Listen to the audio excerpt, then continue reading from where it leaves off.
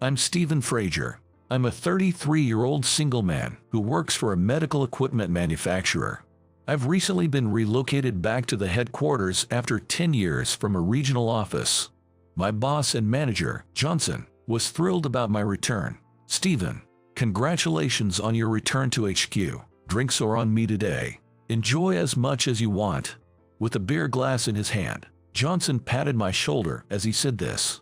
Today, he invited me out for drinks to celebrate my return to the headquarters. Thank you, but the reason I was able to hang in there and do well in the regional office is all thanks to you. This wasn't just a polite phrase, it was the truth. About a year after I started working at this company, I was suddenly assigned to work at a regional office by the manager at that time. Johnson was a section chief. It seems that I was disliked by the manager for being a quiet and boring guy. That's why I ended up being sent to the regional office, which was just facing a staff shortage. I was filled with anxiety that I might not be able to return to the headquarters. Tommy, who was driven by such fear, that then Johnson gave me some encouraging words. I was once sent from HQ to a regional office too. At first, I felt down, thinking I was kicked out because they didn't need me here. But, you see, I was able to get to my current position as a result of the achievements I made there. I want you to believe that this personnel change isn't a demotion, but a personnel decision to turn around the regional office. I need your help, Stephen, so please, don't lose heart and work hard at the regional office. His words were such a huge boost. I was dispirited when the personnel changes were announced, but thanks to Johnson, I was able to face forward and keep going. Even after my transfer to the regional office, I sought advice from Johnson and motivated myself. As a result, the improved performance of the branch office was recognized, and now, I have proudly returned to the headquarters. The former department head had transferred to another department as well, so let's start new and work hard at the headquarters. During a joyful reunion and pleasant chatter, Johnson suddenly made an unexpected proposition. Stephen, if you're okay with it, would you like to meet my daughter? What, your daughter? The moment I heard the word meet my daughter, I was stunned. Truth be told, I had never been in a relationship before. I appreciate your sentiment, but as you know, I'm not exactly the social type. I'm a bit embarrassed to say that I don't have any experience dating women. If I met your daughter, I'm afraid she might find me unsuitable. However, Johnson gently reassured me. That's not true. You're much better at communicating now than you were 10 years ago. Your hard work at the regional office in Nebraska has really paid off. I value that about you, and that's why I want to introduce you to my daughter. I think you two would be a great match personality-wise. When I say meet, I just mean have a meal and get to know each other. There's no pressure. Who would have thought that Johnson saw me in that light? His words hit me hard, and I ended up accepting the proposal to meet his daughter. He showed me a picture of his daughter on his phone, and she was stunningly beautiful. However, after finishing the party and returning home, I was already beginning to regret it. I'm not cut out for romance. Though I hadn't mentioned it to him, I had a traumatic past with love. Rewind 16 years. When I was 17, my mother ran off somewhere with the man she was having an affair with. The shock of my mother's disappearance was tough, but worse things were to come. My father, enraged and feeling betrayed by my mother, started taking his anger out on me. Your mother left us because she didn't care for you. You're going to live a lonely life, unloved by anyone. While drowning his sorrows in alcohol, my father repeated these harsh words. Seeing me, who resembled my mother, probably infuriated him. I had no outstanding talents, and perhaps I lacked the charm to keep my mother by my father's side. Deeply hurt by my father's words, I became increasingly introverted. From then on, my father drank more and more, leaving all the household chores to me and raising his hand at the slightest provocation. To avoid getting yelled at, I found myself becoming a perfectionist at home, and before I knew it, I was frequently late for school. Constant tardiness, along with my troubled home life, led to a negative aura surrounding me, and before I knew it, I found myself isolated from my peers. Feeling uncomfortable in my own classroom, I started spending more and more time in the nurse's office. The school nurse, Linda, was very kind and listened attentively to my problems. I couldn't share the full details considering my father's position, but having someone like her, who made time to listen to me, was a lifesaver. You can tell me anything that's troubling you. For your own sake, try your best to get your credits. Once you can stand on your own 2 feet, you'll be able to leave your father sooner. Indeed, she was right. At this rate, I was going to be unable to graduate. Thus, I made a firm commitment to attend all my classes and spent my remaining time seeking refuge in the school nurse's office. Gradually getting the hang of juggling all my responsibilities, I stopped being late and managed to avoid flunking. In the midst of this lifestyle, I found another reason to frequent the nurse's office. There was a female student other than myself who often visited the nurse's office, and I found myself eagerly looking forward to our secret conversations. Her name was Emily Thompson, 1 year younger than me. "Good morning, Stephen." Every morning, when I went to the nurse's office, Emily would greet me with a radiant smile. I was also happy to see her, and I returned her greeting with a cheerful good morning. Emily often said, "I'm practically homeschooled in the nurse's office." She rarely ever stepped foot into a classroom, spending nearly her entire day in the nurse's office. The reason was Emily's appearance. She always wore a rumpled school uniform, her face hidden behind long bangs, and the rest of her long hair was simply tied back. She was a plain girl. Because of this, Emily was often scorned as dirty by those around her, and everyone kept their distance. But it wasn't because she was disheveled by choice, but her home environment. Her parents favored her older sister and were constantly oppressive towards Emily. As a result, she received hardly any new clothes or daily necessities and couldn't afford to go to a hair salon, resulting in her unkempt appearance. However, I thought she was a wonderful girl. Yesterday, I borrowed a book from the library that was so interesting. It's really wonderful to have such interesting books available. Seeing Emily speak with a smile gave me strength. Even in a situation that would normally seem hopeless, she was always proactive in finding something enjoyable.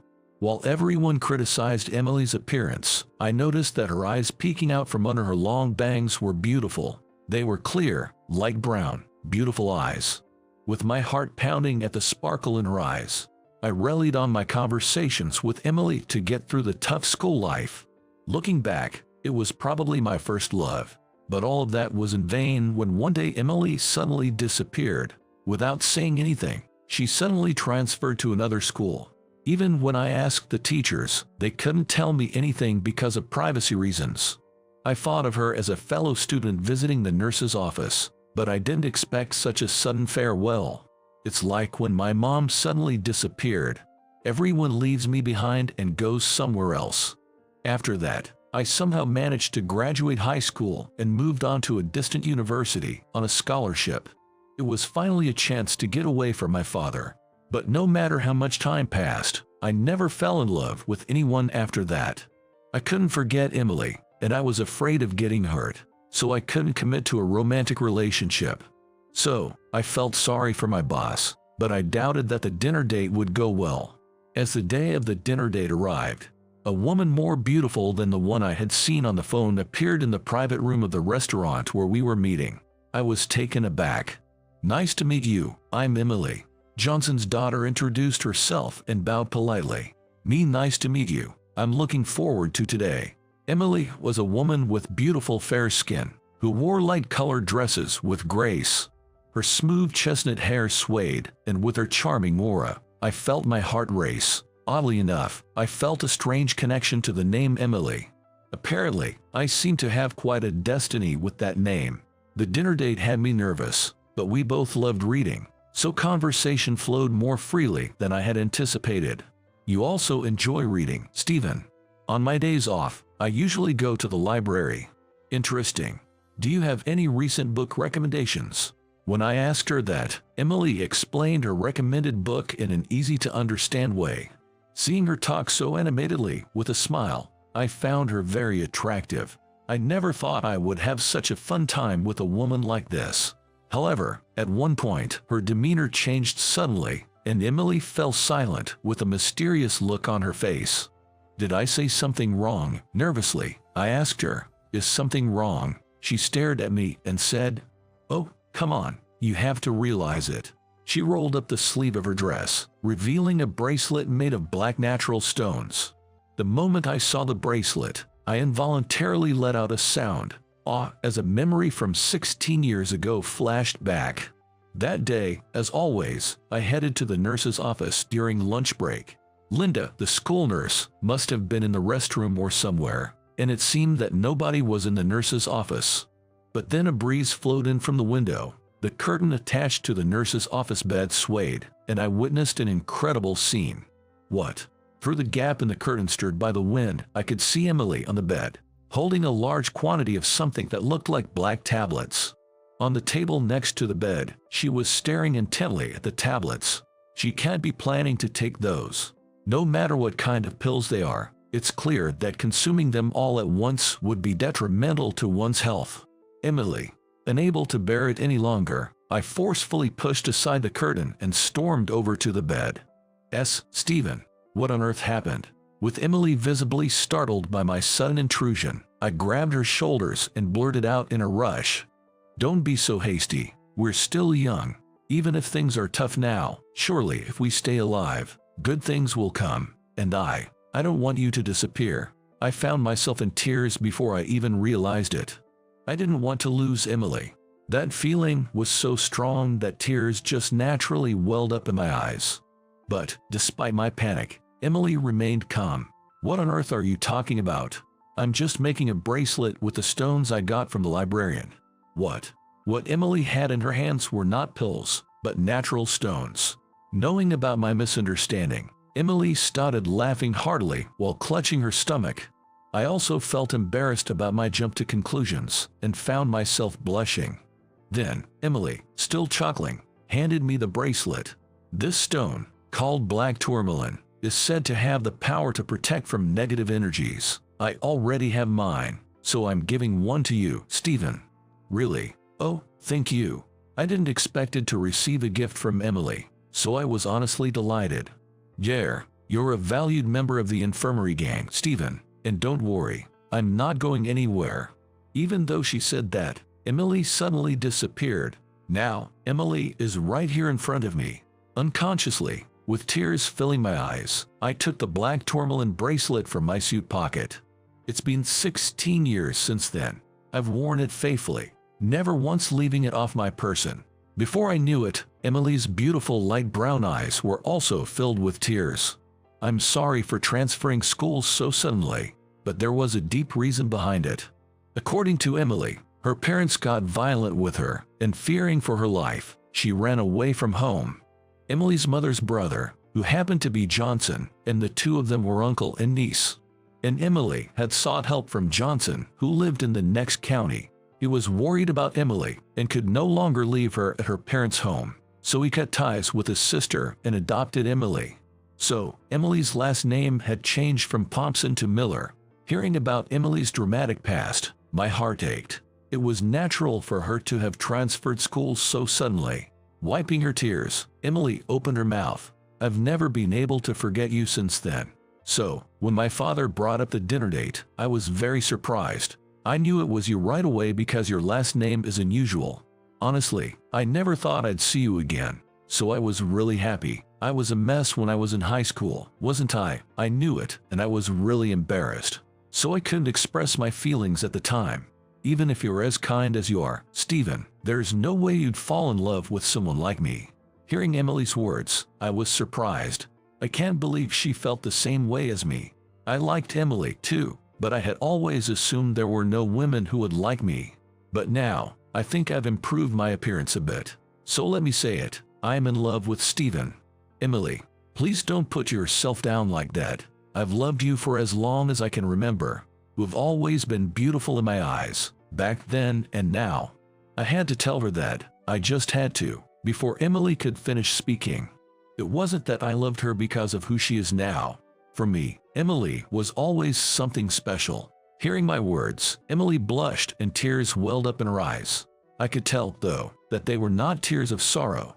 Thank you. High school was tough, but having you, Stephen, there got me through those days. We held hands across the table, waiting for each other's tears to stop. Everyone I thought would leave me had gone somewhere, But Emily kept her promise. And so, she came back to me. That reality washed away the painful past with the tears, something I felt deep in my bones. After a year of dating, we decided to get married. When we started dating, Johnson was very surprised to learn that we already knew each other. I was so surprised. I had no idea the two of you knew each other, but I am truly grateful to Stephen. During high school, Emily was wounded deep down, but thanks to you, she's pulled through. As he said this, Johnson gazed into the distance as if lost in the past. There are circumstances between my wife and I that have prevented us from having our own children. That's why we've always thought of Emily as a daughter. Not having a child must have been hard for Johnson at the time, but it was clear to me and to Emily herself that the Johnson and his wife genuinely cared about her as if she were their own daughter. Emily was really happy to become your adopted daughter. She said she is able to smile now thanks to you. If you say that, it makes me happy. We have suffered a lot, and I've always wanted her to be happy. I believe that you will definitely make our daughter happy. Stephen, or can I start calling you my son? As he said this, Johnson gave a shy smile. Right. Marrying her meant that I, too, would become his son. I shook my head vigorously, a broad smile on my face. Of course, from now on, I will call you my father-in-law. Haha, not only a daughter, but now I've got a son as well. It's like a dream come true. Maybe the experiences we each had in our pasts were dark and sad, but thanks to the irreplaceable encounters, we knew the joy of love and being loved. Savoring that happiness, my heart swelled with hope for the bright future ahead.